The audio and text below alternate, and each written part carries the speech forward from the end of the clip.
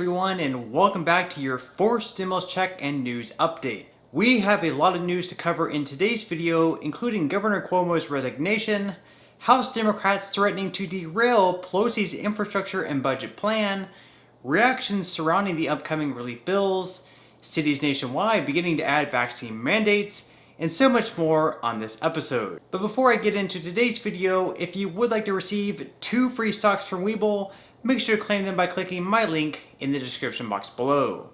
Okay, so in the first story of today's video, we have New York's governor, after months of pressure, finally stepping down as governor. The Attorney General did a report on complaints made against me by certain women for my conduct.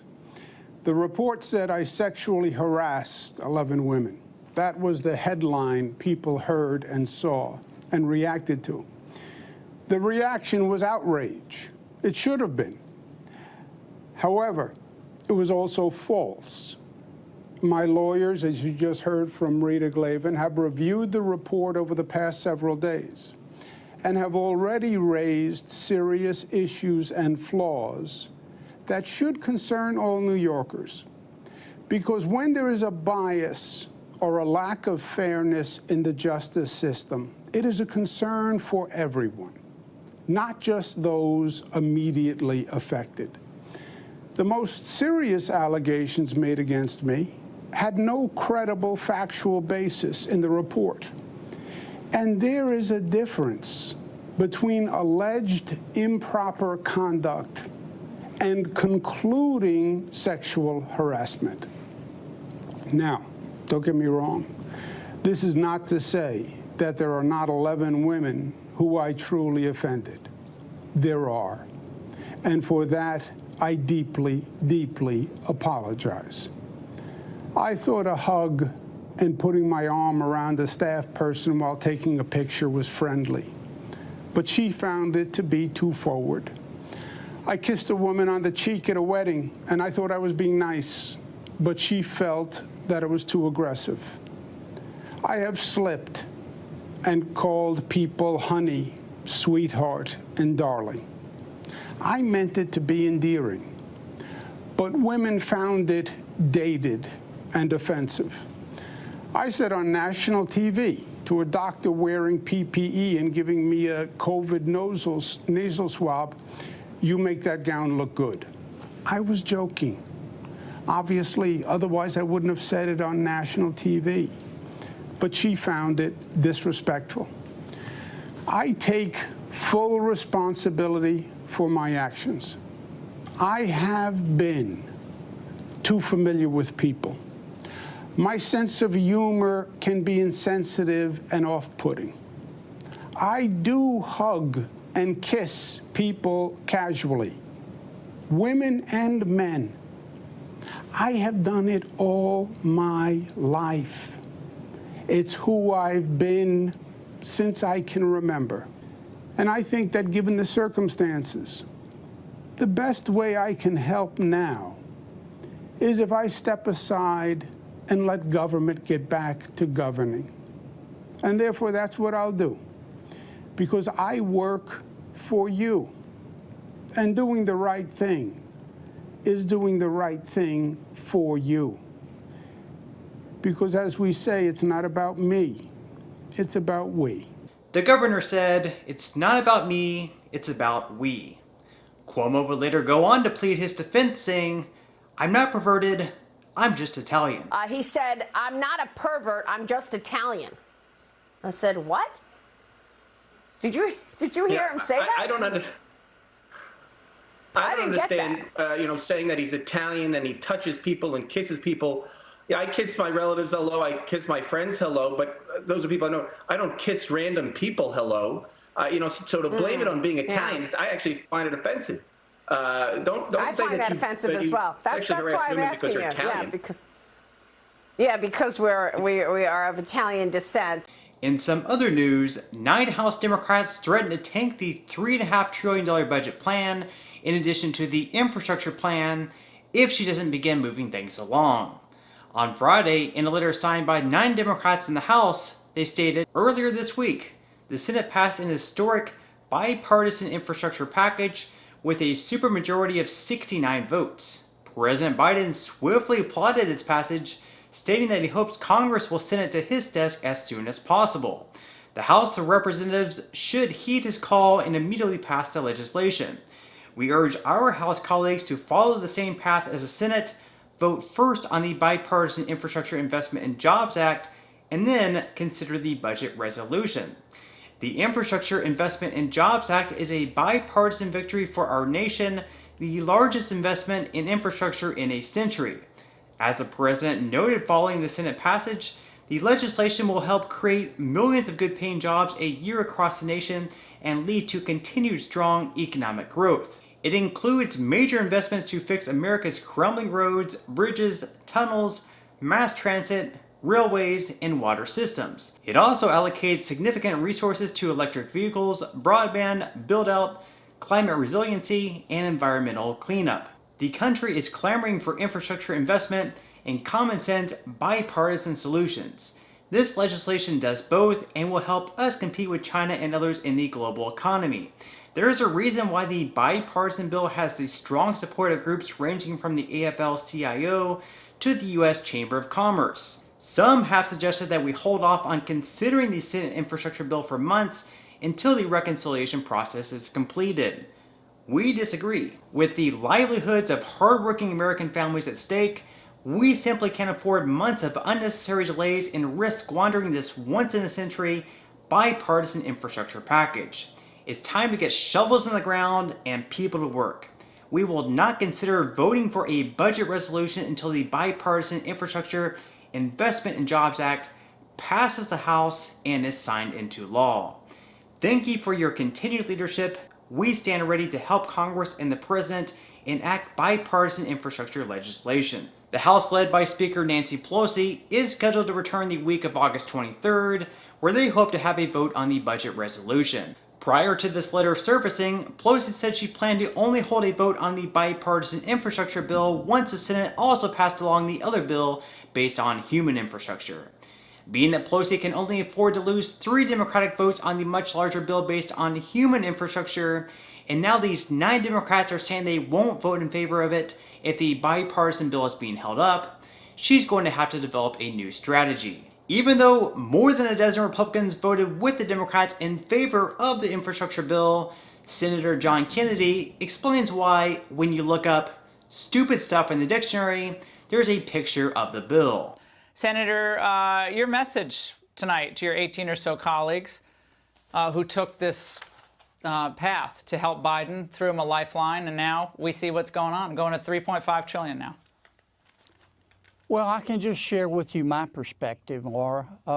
Early on, I was a likely yes on this bill. I mean, you know, who's not for infrastructure?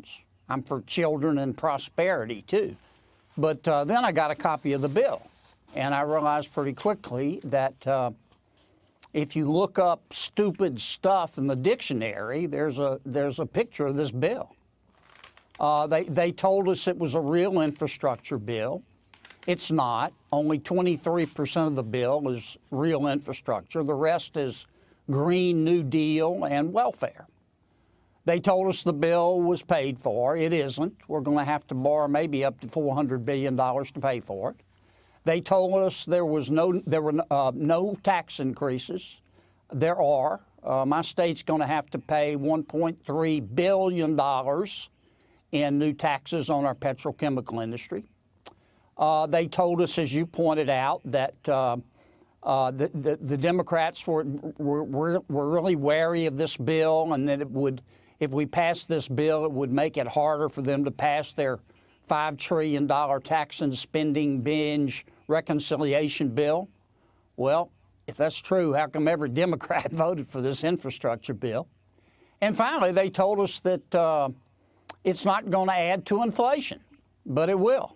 So what happened with your 18 colleagues? I went through that list, and maybe with the exception of a couple, Senator, I would say it was pretty much the same people who wanted Jeb Bush to be the nominee in 2016. It was kind of like a Venn diagram. It was mostly Jeb Bush people, which is fine. But Mitt Romney was actually arguing that this thing would save $500 billion. So you're saying this, the CBO agrees with you, but they're arguing numbers that are just false. What is that going to do to the credibility of the Republican Party on fiscal responsibility going forward, sir?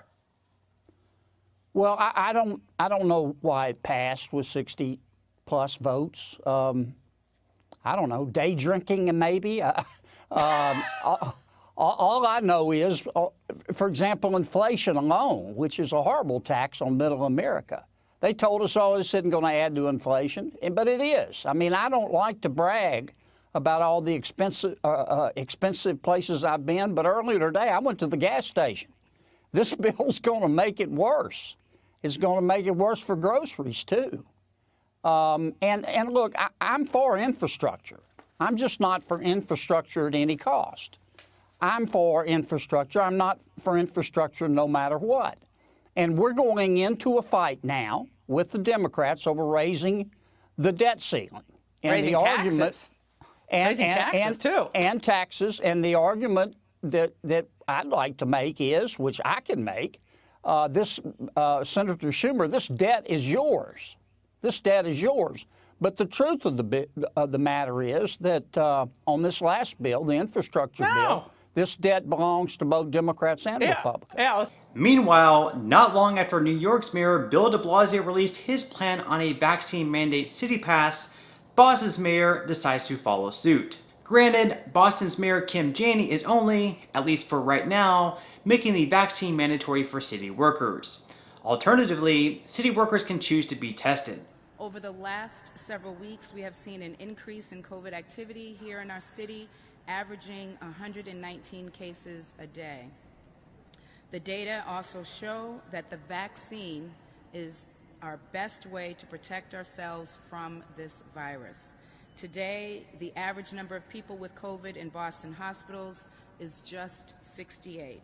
By comparison, the average number of people with COVID in the hospital in early May, as we began to reopen the city, was twice as high at 127.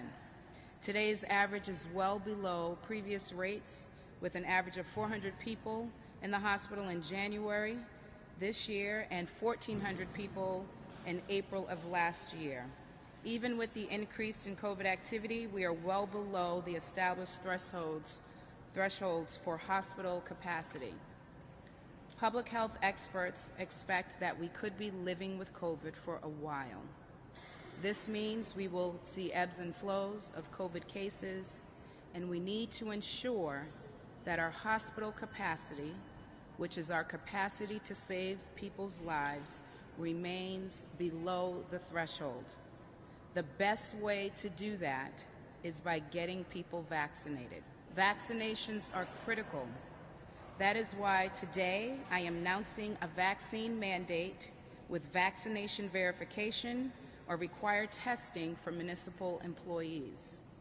Our purpose is to protect our employees and the public, and our work is rooted in public health guidance and based on data and science. And finally, in some good news, new unemployment claims fell for the third straight week, totaling just 375,000. And with the $300 unemployment benefit set to officially expire next month and moderate Democratic Senator Joe Manchin refusing to have them extended, we can only hope to see a continued decrease in unemployment numbers. So on that note, I'm going to go ahead and wrap up this video. If you enjoyed the content in today's video and feel that I deserve a like, I would greatly appreciate you doing so, and also feel free to subscribe if you haven't already. And finally, before I go, don't forget to grab your 2 free stocks from Webull, valued up to $2,300, by clicking my link in the description box below. Once you open an account with Webull, you'll receive the first free stock valued up to $300. Then, once you make a deposit of at least $5, yes, just $5, at that point, Webull will send you the second free stock, this one being valued up to $2,000. Once you receive the 2 free stocks, at that point, you can either use the $5 you deposited to invest in more stocks, or you can simply transfer that money right back into your bank account. If you'd like, you could even sell the free stocks you received for whatever amount they're worth and transfer that money right back into your bank account as well. So free stocks or free money, however you would like to think of it. And before I ramble on too much longer, I want to wish you a great day ahead, and I'll see you in the next video. You're kind and smart, you touch my heart, your polo shirt's